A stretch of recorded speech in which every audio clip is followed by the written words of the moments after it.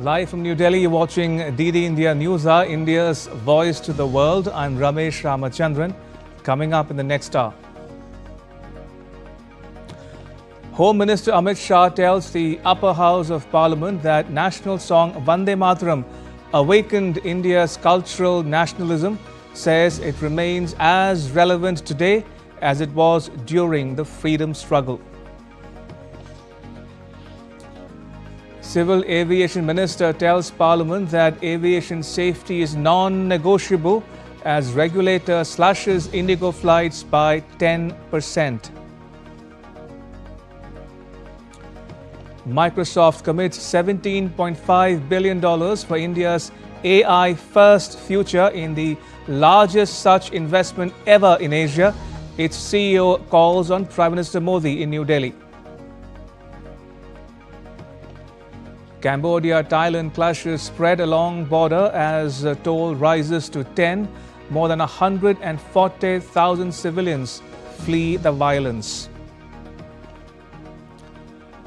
And Australia becomes the world's first country to ban social media for children under 16.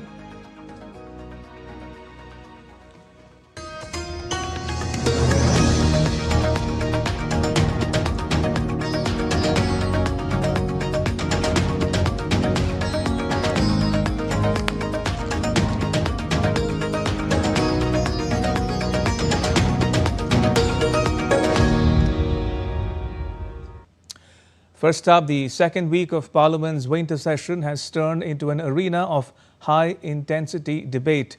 From revisiting the legacy of the national song Vande Mataram to examining the future of India's electoral system, lawmakers across the aisle engaged in long, charged discussions.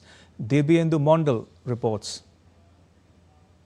A politically significant moment unfolded in the Lok Sabha, or the lower house of the Indian Parliament, on Monday, as Prime Minister Narendra Modi opened a marathon debate marking 150 years of India's national song Vande Mataram.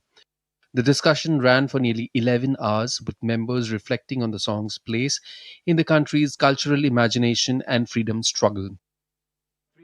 On Tuesday, the spotlight shifted to the upper house of the Parliament, where Home Minister Amit Shah initiated a parallel debate. In a detailed 45 minutes address, Shah traced the historical, cultural and spiritual journey of Vande Mataram and underscored its emotional resonance for generations of Indians. हमारे देश के बच्चे, किशोर, युवा, आने वाली पीढ़ियों तक वंदे मातरम का आजादी के लिए योगदान, वंदे मातरम गान की रचना में राष्ट्रभक्ति और राष्ट्र की संस्कृति के प्रति समर्पण का जो भाव है, उसका आने वाले महान भारत की रचना में योगदान, इसके संकल्प के साथ जुड़ाव, ये सभी चीजों से हमारी आने वाली पीढ़ियां भी युक्त हो. Amit Shah also launched a sharp political critique, accusing the Congress leadership of downplaying Vande Mataram during the pre-independence years. जब वंदे मातरम की गान की शुरुआत कर रहे थे, उस वक्त भी मैं नाम देना नहीं चाहता, वरना ये औचित्य के सवाल उठाएंगे, कुछ टेक्निकल मुद्दे उठाएंगे, मगर इंडी अलायंस के ढेर सारे लोगों ने, मेरे पास नाम की सूची है, इनको आपत्ति नहीं हो तो मैं पढ़ सकता हूं, ढेर सारे लोगों ने कहा था कि हम वंदे मातरम नहीं गाएंगे, ना बोल दिया. और मैंने मेरी आंख से देखा है, कई सारे सदस्य वंदे मातरम होता है तो वंदे मातरम के गान के पहले संसद में बैठे होते हैं तो भी खड़े होकर बाहर चले जाते हैं. The debate in the upper house, or Rajya Sabha, saw enthusiastic participation across the spectrum. BJP leader PP Chaudhary, Dr. Radha Mohan Agarwal, amongst other members from the NDA, and leader of opposition Mallikarjun Kharge from the Congress, all weighing in on the song's relevance in contemporary India. While the Rajya Sabha remained immersed in the Vande Mataram debate, the Lok Sabha on Tuesday turned its attention to another crucial issue: electoral reforms.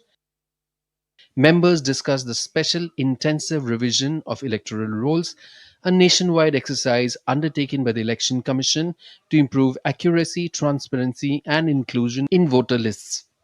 The lower house too was allocated 10 hours for the debate. After completing Tuesday's discussion, the Rajya Sabha is scheduled to take up the debate on electoral reforms on Wednesday. Meanwhile, the Lok Sabha will continue examining the special intensive revision and broader reforms within the electoral framework. From New Delhi, Dibyendu Mondal's report for DD India. As flight delays and cancellations by IndiGo continued for the 8th consecutive day on Tuesday, the Civil Aviation Ministry ordered the airline to curtail its operations by 10% while continuing to cover all its destinations as before. IndiGo is the largest domestic carrier in India and it commands 60% of the domestic market. It operates 2,200 flights a day in the winter schedule. Dheeraj Das reports.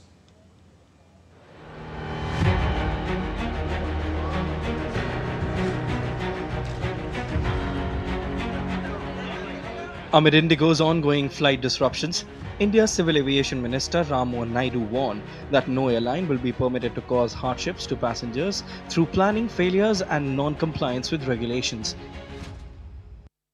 Safety in civil aviation is completely non-negotiable. India is a founding member of the International Civil Aviation Organization and remains firmly committed to the highest global standards of safety. Revised flight duty time limitations, scientifically designed to prevent pilot fatigue, are being implemented. These reforms are essentially for passenger safety. The Civil Aviation Minister, who was speaking in Lok Sabha or the lower house of Parliament, informed the House that IndiGo flight schedules are stabilizing. The disruption caused by IndiGo's recent operational failures is now rapidly stabilizing. IndiGo's daily flights, which had fallen drastically to 706 on 5th of December, have recovered to over 1,800 flights yesterday and are expected to rise further today. All other airlines continue to operate smoothly across the country, and the airports are reporting normal conditions without crowding or distress. Meanwhile, Joint Secretary in the Ministry of Civil Aviation, Madhusudan Shankar, visited the Mumbai airport on Tuesday to review the situation arising from the IndiGo operational crisis and its impact on passengers. Things are in control. We discussed with all the stakeholders, especially with the airport operators, ATC control managers, and other operators, things are going good. I discussed with the passengers along with my team. A lot of improvements happened, particularly today. Another senior Civil Aviation Ministry official inspected Netaji Subhash Chandra Bose International Airport in the eastern Indian city of Kolkata. The official toured key passenger touchpoints, including airline help desks, booking counters, check-in areas, the security hold area, and departure gates. Even as nearly 500 IndiGo flights were cancelled on Tuesday amid an operational meltdown, CEO Peter Elbers claimed that the airline is back on its feet and the airline was working to restore the network and flights on a war footing. As of yesterday, we are back of flying to all our 138 destinations in our network, and our on-time performance has also been normalized. Earlier, we had indicated to normalize between the 10th and the 15th of December. I can confirm now that today, as of December 9th, our operations are fully stabilized, which means flights reflecting on our website are scheduled to operate with an adjusted network. Meanwhile, India's aviation regulator, Directorate General of Civil Aviation or the DGCA, has cut IndiGo's approved winter schedules by 10%. The airline has been directed to reduce operations across sectors, especially on high-demand, high-frequency flights, and to avoid single flight operations on a sector by it. Dheeraj Das for DT India. US tech giant Microsoft has unveiled its largest ever investment in Asia, committing $17.5 billion over the next 4 years to accelerate India's artificial intelligence ambitions. The investment aims to strengthen India's AI-first future. Microsoft said that the new investment will be used to continue to scale up the cloud and AI infrastructure in India, skilling initiatives and ongoing operations across the country. One of the key priorities of Microsoft's investment is building secure, sovereign-ready hyperscale infrastructure to enable AI adoption in India. Microsoft has said that it will continue to expand 3 existing operational data center regions in Chennai, Hyderabad and Pune.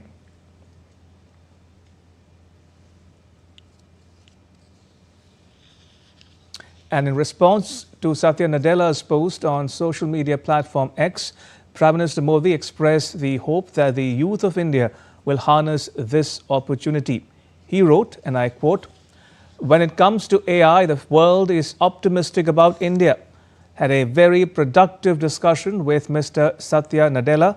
Happy to see India being the place where Microsoft will make its largest ever investment in Asia," unquote.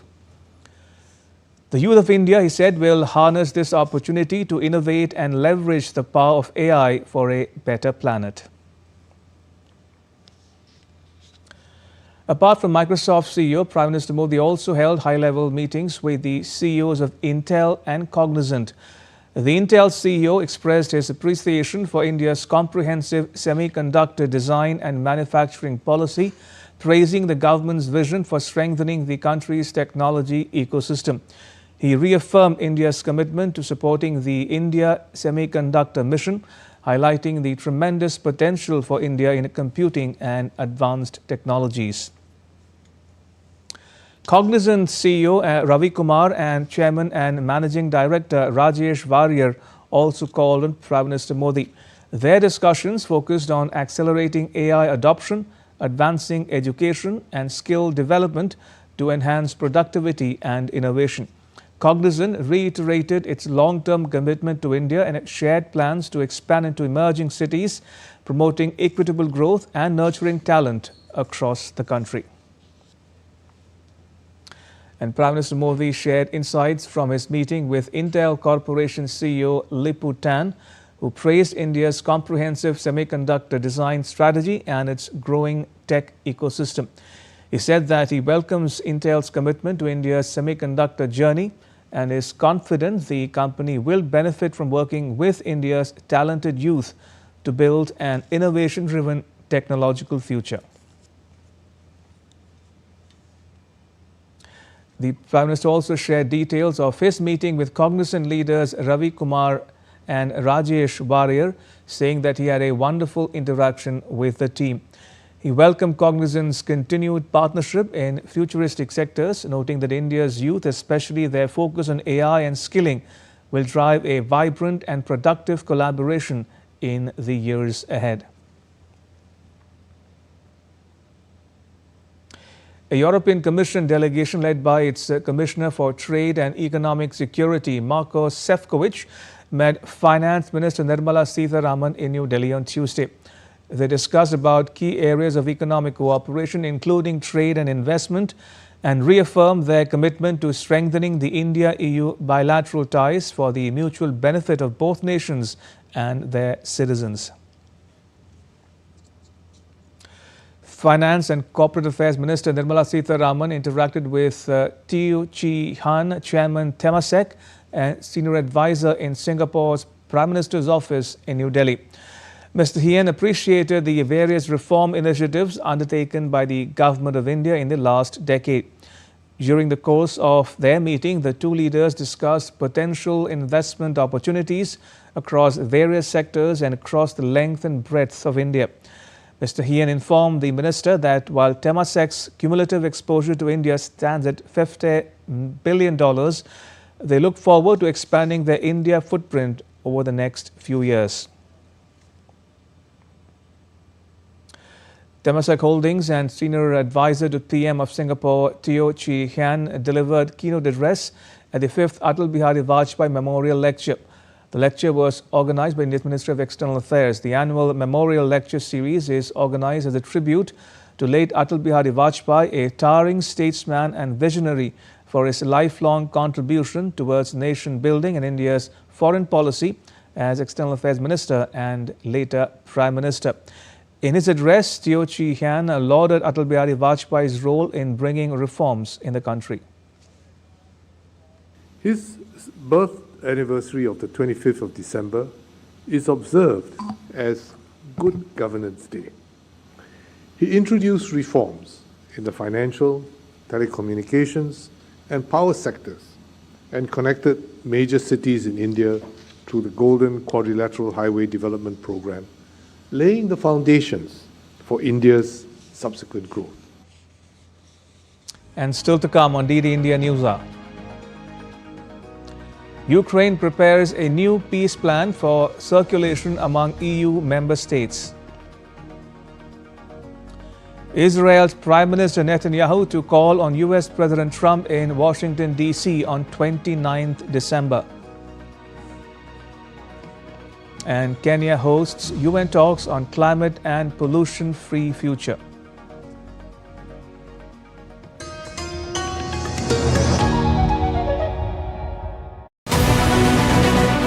This week on Defence Dynamics, India's battlefield gets a boost with new indigenous unmanned ground vehicles for mine warfare and frontline support. In geopolitics, we decode Asia's most volatile triangle, China, Japan and Taiwan, and why it matters now more than ever. We also ask the central question, shaping Asia's future. What does China really want? And in My Take, we look at Asim Munir's elevation as Pakistan's Chief of Defence Forces and his regional fallout. Catch it all on Defence Dynamics this Wednesday at 8 PM IST only on DD India.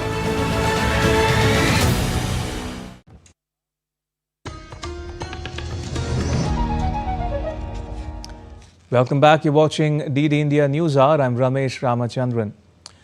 Ukraine has prepared a new peace plan which it is presenting to EU member states. It has rejected the revised US plan as it has not agreed to cede the occupied territories to Russia. All this happened after President Zelensky met with 3 EU leaders in London, a meeting that was organized by British Prime Minister Keir Starmer. President Zelensky is holding marathon meetings with EU and NATO leaders as he is under pressure from the US to quickly agree to a peace settlement with Russia. Muhammad Absarul Hassan has more.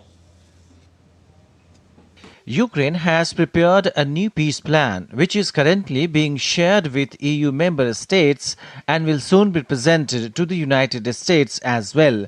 Kyiv has rejected the revised US peace proposal as it seeks to avoid making any territorial concessions to Russia.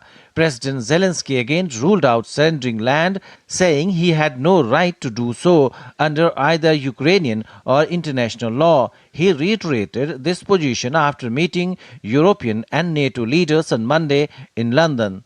Zelensky said, "We have no legal right under Ukrainian law, under our constitution, under international law, and honestly, we have no moral right either." Zelensky also held talks with European Commission President Ursula von der Leyen and European Commission President Antonio Costa. He described his meeting with the 2 EU institutions chief as well as NATO Secretary General Mark Rutte as constructive and productive. Leaders from Estonia, Finland, Ireland, Latvia, Lithuania, Poland and Sweden have urged the European Union to move swiftly on a stalled proposal to use frozen Russian assets to provide funding for Ukraine. Meanwhile, Kremlin has rejected the claim made by European Commission that Russian President Putin wanted to restore the Soviet Union. It said this is wrong and that claims Putin plans to invade a NATO member were absolutely rubbish. As the conflict approaches its 4-year mark, Kyiv is facing growing pressure from the White House to reach a peace settlement and agree to cede occupied territories to Russia.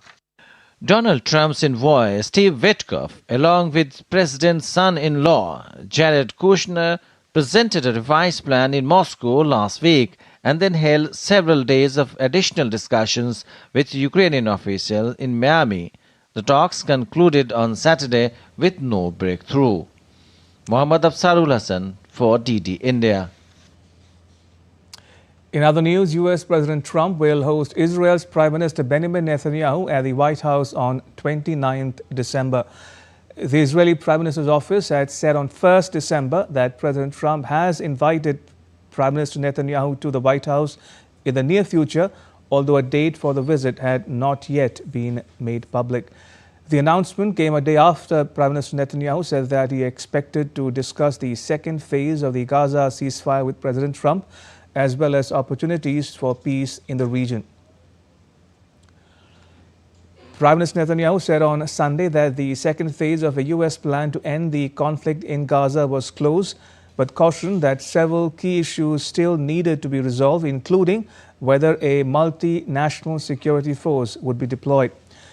He said that he would discuss with President Trump how to bring an end to Hamas rule in Gaza as well. A ceasefire between Israel and Hamas is entering its second month, although both sides have repeatedly accused each other of violating the truce agreement. Rising tensions along the Thailand-Cambodia border have triggered a fresh wave of clashes, civilian fears and diplomatic strain. What began as isolated exchanges has now escalated into a wider confrontation, with both nations trading accusations and fortifying positions. Here's the latest on the rapidly evolving situation. Tension remains high along the Thailand-Cambodia border as fierce clashes continued for a second straight day on Tuesday, spreading to new flashpoints. Both sides traded accusations of shelling civilian areas, while Bangkok reaffirmed it will continue its planned military operations. The fourth point is that Thailand's possession, including its military operations, will continue until Cambodia changes its stance, such as returning to the genuine path of peace. On the other hand, Cambodia has once again accused Thailand of violating the ceasefire and undermining the peace plan agreed upon earlier. On December 9, 2025, the Thai side continues to violate the ceasefire and the joint declaration on peace between Cambodia and Thailand. Both countries claimed targeting only military targets on each side. The Ministry of National Defense reiterated that the goal of the attacks is self-defense of Cambodia. We only targeted the Thai military, not targeted the civilian people and civilian places. Cambodia always respects and carries out all duties under the international laws and especially the humanity laws, and strictly and clearly. Thai operations focus solely on military targets to degrade Cambodia or to actually reduce the ability of the Cambodian military capabilities, while Cambodia's use of weapons continues to be directed at innocent civilians, civilian sites and medical facilities, with apparent intent to cause chaos and panic among the population. Thailand insisted that the responsibility to de-escalate lies squarely with Cambodia, adding that tariffs should not be used to pressure Thailand. We don't think tariffs should be used to pressure Thailand to get back to the joint declaration, to get back to a dialogue process. No. I think the situation regarding Thailand and Cambodia has to be resolved on the basis of its own dynamics. And tariffs, they're part of the trade negotiations. They should be confined to the trade negotiations. As the tensions continued, civilians on both sides of the border are fleeing renewed violence, seeking safety in makeshift shelters as the conflict shows no sign of easing. I am worried. When is this going to stop? I want this to end already. It has been prolonged for the second time. As border communities brace for more uncertainty, hopes of de-escalation rest on diplomatic restraint and renewed dialogue. For now, the situation remains volatile, with both sides holding firm. Bureau Report, DD India. In an attack at a security checkpoint in Pakistan's Kurram district, 6 soldiers and 3 police personnel were killed. The overnight attack comes at a time when Pakistan and Afghanistan are struggling to maintain a fragile truce following October's intense border clashes. Islamabad has blamed the escalating violence on Kabul, accusing it of planning and executing attacks across the border, while Afghanistan has rejected the charges, calling Pakistan's security crisis an internal issue.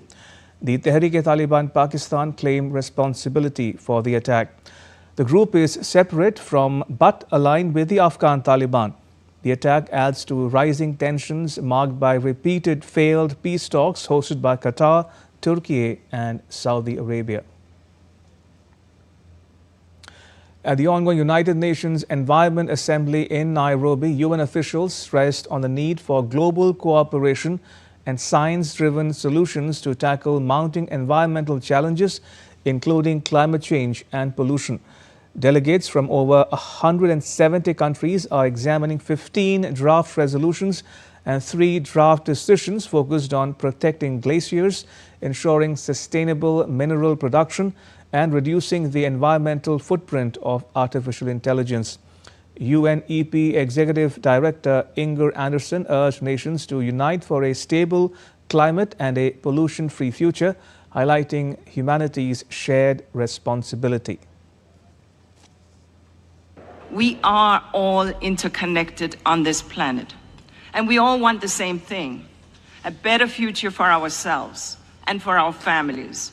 The foundation stones of such a future are a stable climate, a safe and clean, sustainable environment, and a pollution-free future. A fire broke out at a 7-story building in Indonesia's capital, Jakarta, on Tuesday, killing at least 22 people. The police said that the fire has since been extinguished and that efforts to find more possible victims inside the building continue. The police said that a battery that exploded on the first floor had ignited the fire, which spread to the upper levels of the building in central Jakarta before being put out. The building is the office of Terra Drone Indonesia, which provides drones for aerial survey activities with clients in mining and agriculture sectors. Right now, take a look at what else is making news around the world. Tanzania's major cities remained unusually quiet on Tuesday after Independence Day celebrations were called off because of planned anti-government protests. Authorities urged citizens to ignore misleading images and videos of protests circulating on social media. The Irish harbour city of Galway was on alert Tuesday as Storm Bram approached. A status orange wind warning was issued for several counties with powerful gusts disrupting services at train stations and airports. The storm is also expected to impact Britain.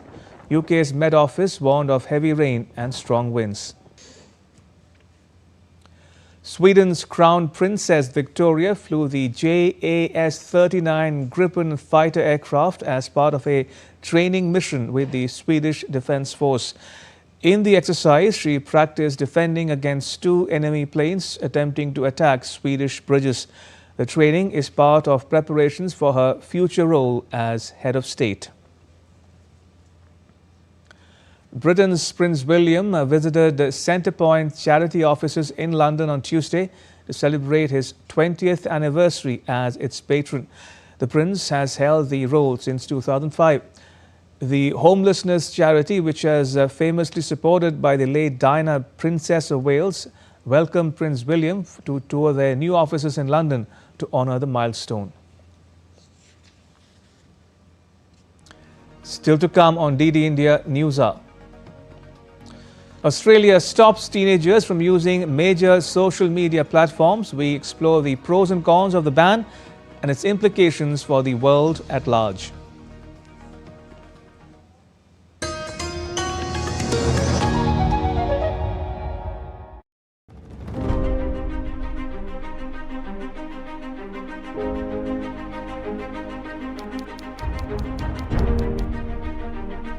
Dr. Shashi Tharoor, welcome to Moscow.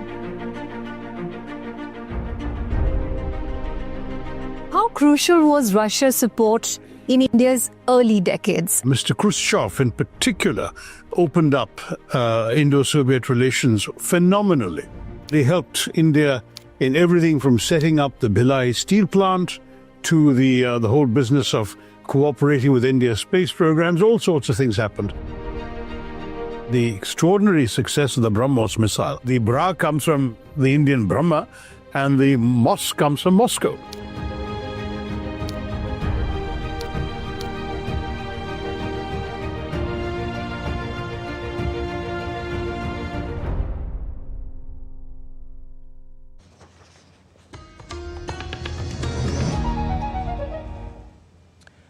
Welcome back. You're watching DD India Newshour. I'm Ramesh Ramachandran. A quick recap of the headlines. Home Minister Amit Shah tells the upper house of Parliament that national song Vande Mataram awakened India's cultural nationalism, says it remains as relevant today as it was during the freedom struggle. Civil Aviation Minister tells Parliament that aviation safety is non-negotiable as regulator slashes IndiGo flights by 10%. Microsoft commits $17.5 billion for India's AI-first future in the largest such investment ever in Asia. Its CEO calls on Prime Minister Modi in New Delhi. And Cambodia-Thailand clashes spread along the border as toll rises to 10. More than 140,000 civilians flee the violence. Now, Australia has become the world's first country to ban social media for children under the age of 16, blocking them from platforms including TikTok, Alphabet's YouTube and Meta's Instagram and Facebook.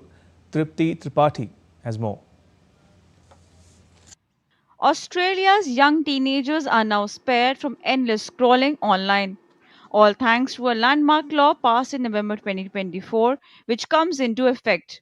The Online Safety Amendment Social Media Minimum Age Bill 2024 bars children under 16 from having social media accounts on platforms like Instagram, TikTok, and YouTube. On Tuesday, Prime Minister Anthony Albanese made a last-ditch pitch to convince hundreds of thousands of Australian adolescents that the law was for their own good. You'll know better than anyone what it's like growing up with algorithms, endless speeds, and the pressure that can come with that. That's why we've taken this step to support you. Many Australian teenagers, though, feel otherwise.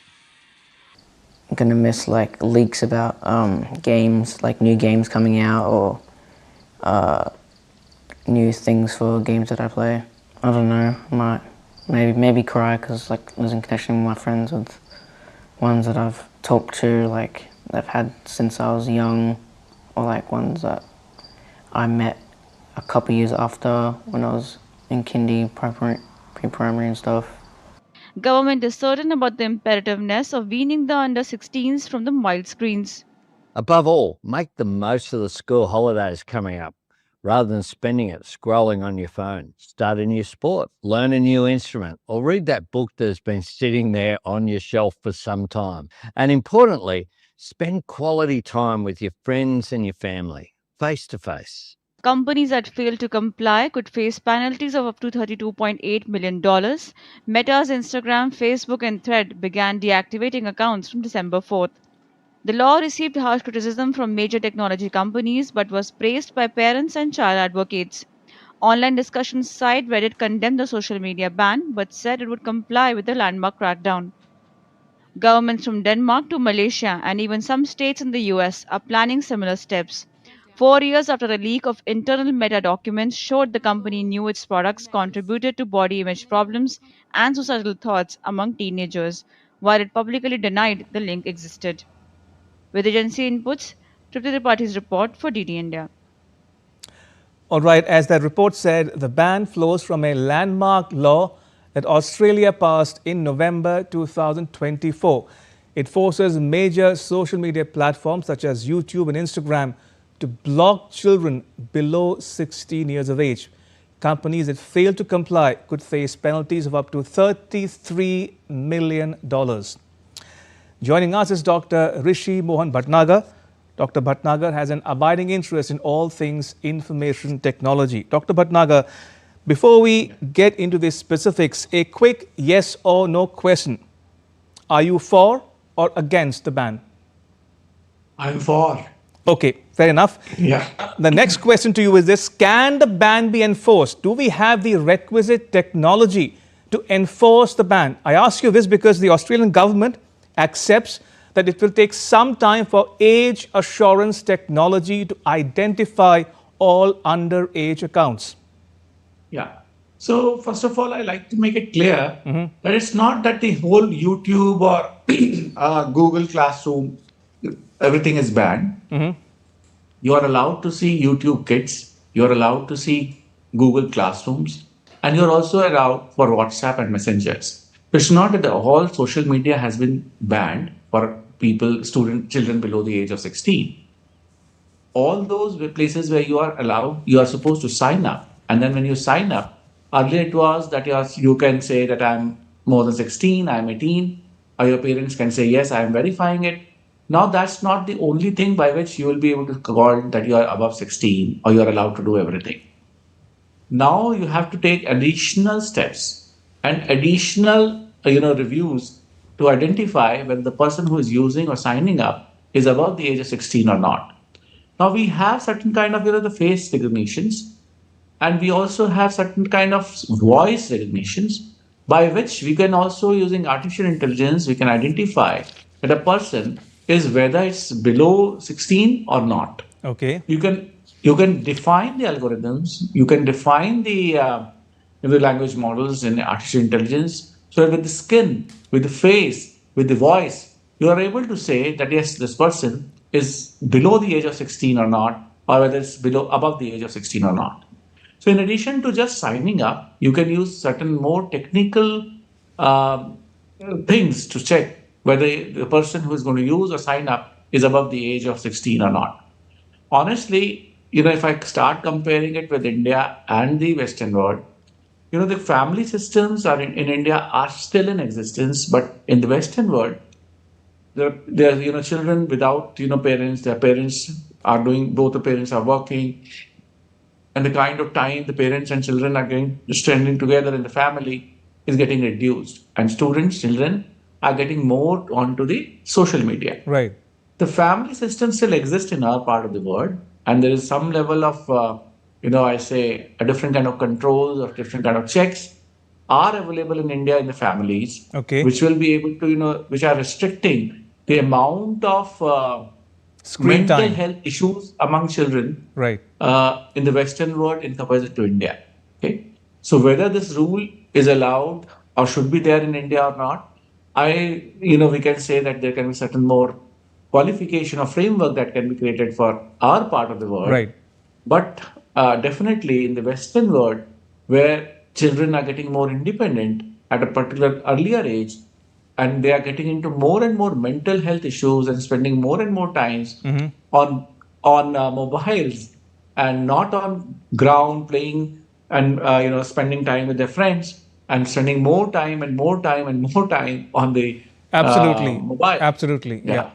So such kind of laws, such kind of things, and these contents, if you are not going to control it, fair enough. You have so much of content on the internet. Indeed. And YouTube and Meta and Facebook, Instagram, all of this. If you like to access, you can access any kind of thing. Fair enough. And so certain, yeah. Dr. Bhatnagar, now let's consider the pros and cons of the ban at some length. Now, those in favor of a ban say that it will protect youth, as you were saying, from online harm such as cyberbullying, sexual exploitation and financial scams. In other words, children's health and safety. Surely that's a compelling enough argument for a ban.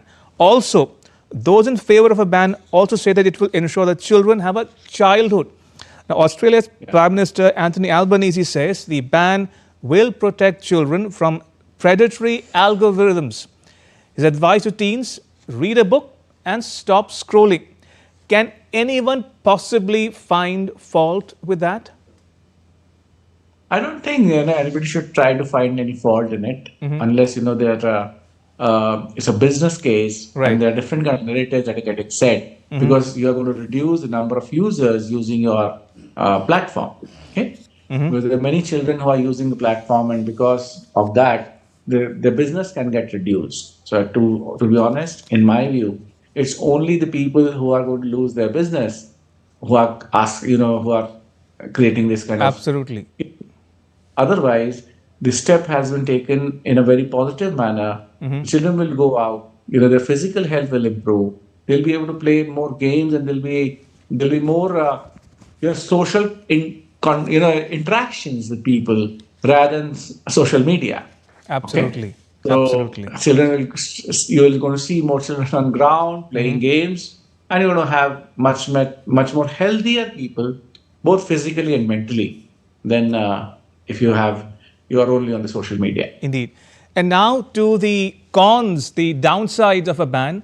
A Singapore-based academic says that social media allows young people to derive information, gain affirmation, and build community. So why the ban? Asks the professor. Now, isn't that a valid argument? See, as I said, it's not that everything has been taken away from a child of below 16 years of age. Mm-hmm. As I said, YouTube Kids is still available. Okay, Google Classrooms is still available.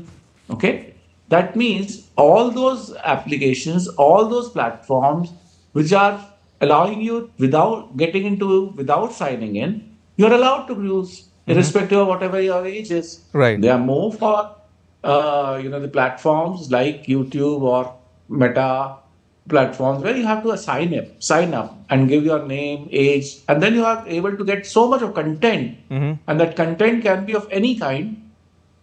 So these rules apply for those kind of applications where you have to sign up and you have to give, and you have access to different kind of, content. So I argue with that professor from Singapore that it's not that everything has been banned. Right. That's one. Mm-hmm. Even when you say YouTube, it's not YouTube. YouTube Kids is available for the students, for the children. Similarly, it's not all Google. It's you call it Alphabet. I'm calling it Google. Right. It's not Alphabet as a company which is bad. It is the Google Classroom is still available for children below the age of 16. Right. So we have to qualify this, and we have to agree that we are not trying to restrict children from seeing internet. Mm-hmm. We are not stopping them in getting more content, but we are trying to just creating a framework so they are not accessing that huge content which can be of mental health problems, and it is giving them more access to time to go out and play in the field. Indeed. Also, Dr. Bhatnagar, do you think that soon more countries will enforce a similar ban? Already we have a fairly long list of countries that are mulling similar laws. Malaysia tops the list. Malaysia has plans to bar under 16s from accessing social media platforms starting next year. Also on the list, the UK, France, Denmark, Germany, Italy, Norway, the European Union and the US. So is this going to be the shape of things to come? Is the world moving in that direction? One thing which is common among all these countries, with one or two as an exception, are the countries which are facing a lot of the family level challenges. Where the society is moving towards different directions, and you're going to find that there are more mental health issues because of divorce, because of many other issues, and the children are facing some problem. Right.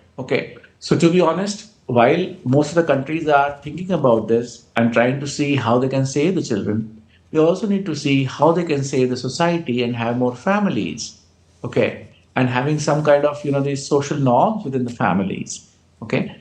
So so all those countries, whether it's European Union or United States or many other countries you have named in the list, they all are the countries which, in addition to just this kind of social media, they're also facing the challenges in their social structure and the family structure.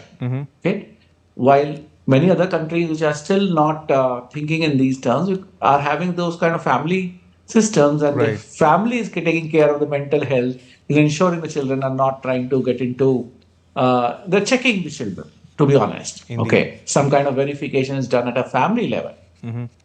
So to answer your question, yes, there will be more countries, but the list you have shown are the countries which are facing other challenges in the social structure rather than only the social media bans.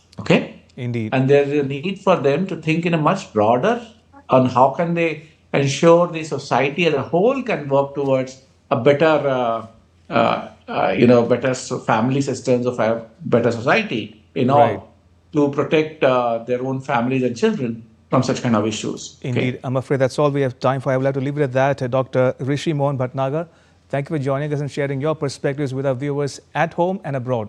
Thank you for your time. Much appreciated. Thank you. Namaste. Right, moving on, Defence Secretary Rajesh Kumar Singh met with Brunei's Defence Deputy Permanent Secretary Po Kui Chun. The discussions focused on strengthening bilateral defence cooperation, exploring avenues for deeper engagement, and enhancing ongoing collaborative initiatives between the two countries. The Indian Navy Chief Admiral Dinesh K. Tripathi embarked on a 4-day visit to Brazil. During the visit, the Navy Chief will hold discussions with the Defence Minister of Brazil, José Muccio. The visit aims to consolidate the robust and growing maritime partnership between the two countries. Jal Shakti Minister C.R. Patil launched the Jal Shakti Hackathon and Bharat Win portal in New Delhi.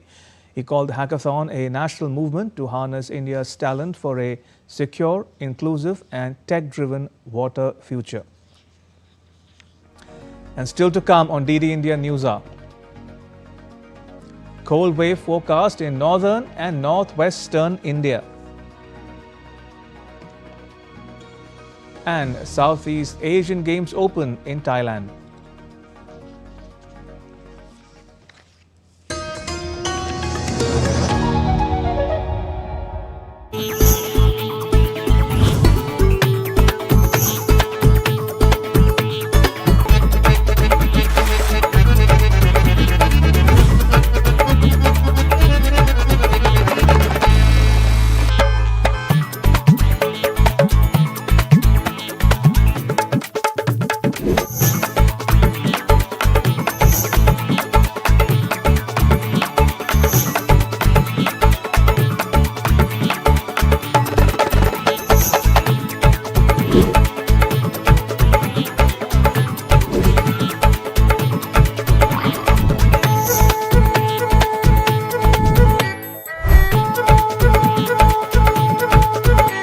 Welcome to Jaipur.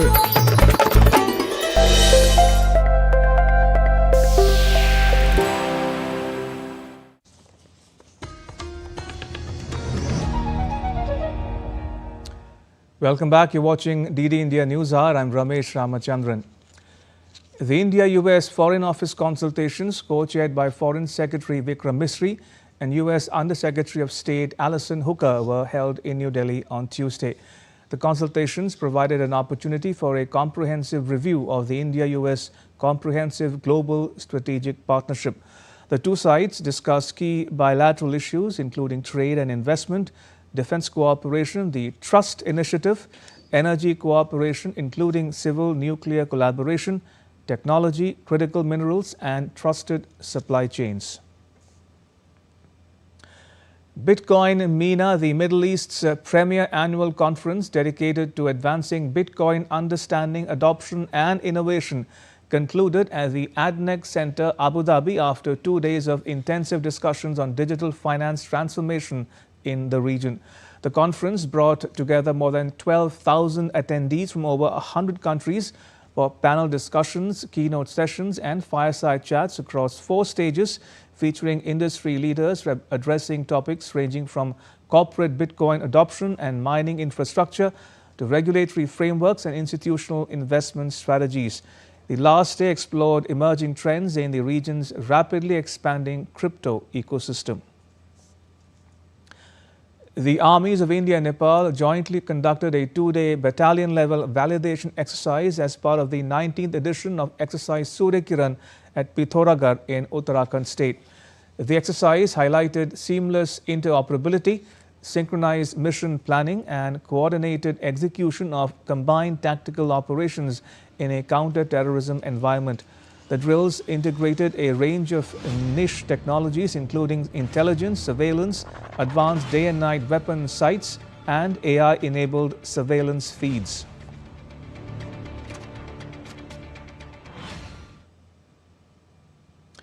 U.S. astronaut Jonathan Kim received a traditional Russian Matryoshka doll after returning to Earth from the International Space Station on Tuesday. Kim, along with Russian cosmonauts, landed in Kazakhstan aboard the Soyuz MS-27 spacecraft. The Matryoshka doll, a Russian nesting doll, featured Kim's face and the U.S. flag as a unique souvenir. The India Meteorological Department has warned of a cold wave across multiple states from Wednesday, with conditions likely to continue till 14th December in some regions. Dense fog is also expected in several areas. Cold wave conditions are likely to persist over central, eastern and northern peninsular India, particularly in parts of Chhattisgarh, central Maharashtra, northern interior Karnataka, Odisha, Punjab, Telangana, Vidarbha and western Madhya Pradesh. The department forecasts a drop of about 2 degrees Celsius in minimum temperatures over northwestern India in the next 3 days, followed by a rise of 2 to 4 degrees Celsius. Central India will see little temperature change for 3 days, with a slight rise of 2 to 3 degrees Celsius thereafter. There will be a gradual fall in temperatures by about 2 degrees during next 3 days over the regions. As a result, we are expecting there will be a cold wave conditions over isolated pockets of Punjab, Haryana during next 3 days. And if you talk about NCR, Delhi, the temperature is around about between 9 to 10, and it will also fall by 2 degrees over this region, but we are not expecting any cold wave conditions over NCR, Delhi.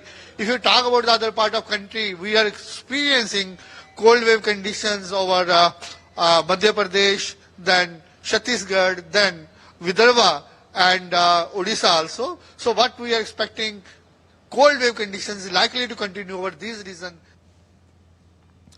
Meanwhile, temperatures across Jammu and Kashmir dropped sharply on Monday night, with most areas recording below normal minimums. Srinagar shivered at minus 3.7 degrees Celsius, accompanied by dense fog blanketing the iconic Dal Lake. Locals turned to traditional winter practices, wearing ferns and gathering around roadside bonfires to keep themselves warm. The cold wave has also intensified in Lucknow, Uttar Pradesh, where dense fog continues to disrupt visibility as winter sets in. In sports news now, the 33rd Southeast Asian Games commenced in style with a vibrant opening ceremony at the Rajamangala National Stadium in Bangkok, Thailand. Thailand opened the Games on Tuesday night with a ceremony presided over by King Maha Vajiralongkorn and Queen Sudhida. The ceremony, with its central theme of "We Are One," began with drones soaring above the stadium, first forming the Games emblem and then a series of numbers representing key figures of the Games. Highlights also included underwater ballet, jet ski and flyboard stunts. 13,000 athletes from 11 Southeast Asian nations are set to compete across 50 medal sports ranging from Olympic to traditional sports. The Games will conclude on the 20th of December. The Indian women's squad for the home 5-match T20I series against Sri Lanka was announced on Tuesday, with 2 promising youngsters receiving their maiden senior team call-up. G. Kamalini and Vaishnavi Sharma, both part of India's Under-19 Women's T20 World Cup winning squad, were named in the 15-member team. Harmanpreet Kaur will lead the side, with Smriti Mandhana named as her deputy. The 5-match series will begin on 21st December in Visakhapatnam. This will be India's first T20I assignment since lifting their maiden ODI World Cup trophy last month. England's fast bowler Mark Wood has been ruled out for the rest of the Ashes series ahead of the second test match at Adelaide. Wood returned to action in the first test in Perth after surgery kept him out for 8 months, only to miss the second match after his left knee flared up again. Wood will be replaced in the squad by 28-year-old Matthew Fisher, who won his only test cap on a tour of the West Indies in 2022. Fisher was part of the second-string England Lions squad in Australia. Liverpool will aim to put their poor run of form behind them when they take on Inter Milan in the Champions League on Wednesday. However, the task would not be easy, as Inter have been playing some solid football of late. Inter Milan lost their last European match against Atletico, but they are still in 4th place in the standings. On the other hand, Liverpool are languishing in the playoff zone after registering 3 wins and 2 defeats. Manager Arne Slot led Liverpool to the title in his first season, but has come under scrutiny this term, and the Salah situation is adding to the pressure he is under. Slot hit back at forward Mohamed Salah for saying that their relationship had broken down. Slot said that the only communication he has had with Salah since Saturday was to tell the player he would not be travelling for Tuesday's Champions League match. We've let him know that he's not traveling with us. So that was the only communication that's been there from us to him.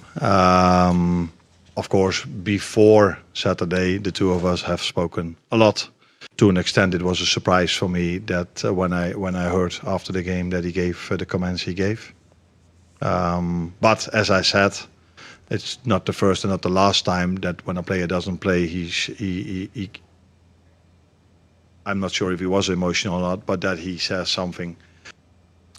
Finland's Valtteri Bottas has officially begun his journey with the Cadillac Formula One team as preparations for their 2026 debut intensify. Bottas spent his first week integrating with the team, including a seat fitting at Silverstone. The announcement marks Bottas' return to the F1 grid after his time as a reserve driver with Mercedes. Bottas was seen working closely with engineers during his seat-fitting session, providing an early glimpse into his adaptation to the new operation. Over a decade in Formula One, Bottas has secured 10 race victories, 67 podiums, and helped Mercedes capture multiple Constructors' Championships during their dominant run. And that's all for this edition of DD India Newshour. You can get the latest news on the DD India mobile app, which is available on both Android and iOS platforms. You may wish to scan the QR code that's now on the screen to download it. And we'll be back with more news as it breaks here on DD India. I'm Ramesh Ramachandran from all of us here in New Delhi. Thanks for watching DD India Newshour.